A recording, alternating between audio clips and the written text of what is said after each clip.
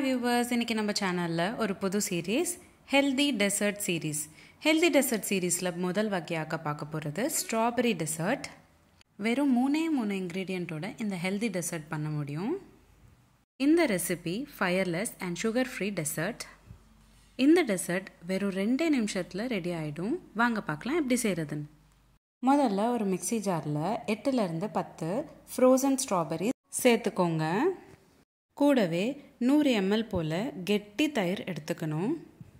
அப்படி உங்ககிட்ட கெட்டி தயிர் இல்லைன்னா உங்ககிட்ட இருக்கிற தயிர் துணியில் சேர்த்துக்கிட்டு தண்ணியெல்லாம் நல்லா பிழிஞ்சு விட்டுட்டு அப்புறமா நீங்கள் அந்த கெட்டி தயிரை சேர்த்துக்கலாம். அடுத்த இன்க்ரீடியண்ட் தேன். 3 ஸ்பூன் போல் ஹனி நான் சேர்த்துக்கிறேன். உங்களுக்கு டெசர்ட்டில் எவ்வளோ ஸ்வீட்னஸ் தேவையோ அதுக்கேற்ற மாதிரி நீங்கள் ஹனி சேர்த்துக்கணும்.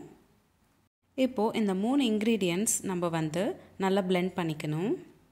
நம்ம ஃப்ரோசன் ஸ்ட்ராபெரிஸ் எடுத்துக்கிட்டு நம்ம பிளெண்ட் பண்ணதுனால ஐஸ்கிரீம் டெக்ஸ்சரில் வரும் நம்மளுக்கு.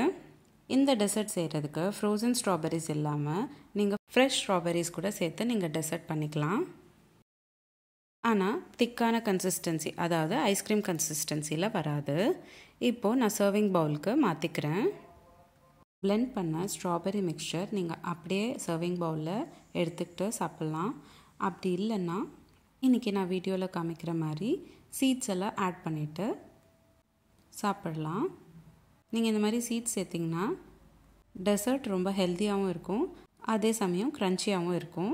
அதனால தான் இப்போ நான் சீட்ஸ் சேர்த்துக்கிறேன். சன்ஃப்ளவர் சீட்ஸ், அதாவது சூரியகாந்தி விதை, பம்ப்கின் சீட்ஸ், பூசணிக்காய் விதை, ஃப்ளாக்ஸ் சீட்ஸ், சியா சீட்ஸ், இந்த 4 வகையான சீட்ஸும் நான் இன்றைக்கி சேர்த்துக்கிட்டேன்.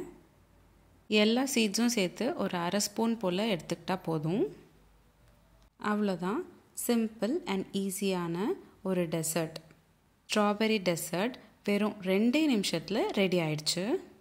இந்த sugar free fireless healthy strawberry dessert நீங்களும் உங்கள் வீட்டில் ட்ரை பண்ணிவிட்டு எப்படி இருந்ததுன்னு எனக்கு கமெண்ட் பாக்ஸில் கமெண்ட் பண்ணுங்கள். உங்களுக்கு இந்த வீடியோ பிடிச்சிருந்தா லைக் பண்ணுங்கள், ஷேர் பண்ணுங்கள். இதே மாதிரி டெய்லி ஒரு ரெசிபி பார்க்குறதுக்கு என்னோடய சேனல் சப்ஸ்கிரைப் பண்ணிக்கோங்க. இந்த ரெசிபி எப்படி இருந்ததுன்னு எனக்கு கமெண்ட் பாக்ஸில் கமெண்ட் பண்ணுங்கள். என்னோடய சேனல் சப்ஸ்கிரைப் பண்ணக்கப்புறம் ப்ளேலிஸ்ட்டில் நிறைய வகையான சீரீஸ் நான் இந்த சேனலில் போஸ்ட் பண்ணியிருக்கேன். அது எல்லாமே ப்ளேலிஸ்ட்டில் ஆட் பண்ணியிருக்கேன். கண்டிப்பாக அதுவும் செக் பண்ணி பாருங்கள். மீண்டும் சந்திப்போம் ஒரு சுவையான ரெசிபியுடன். தேங்க்யூ.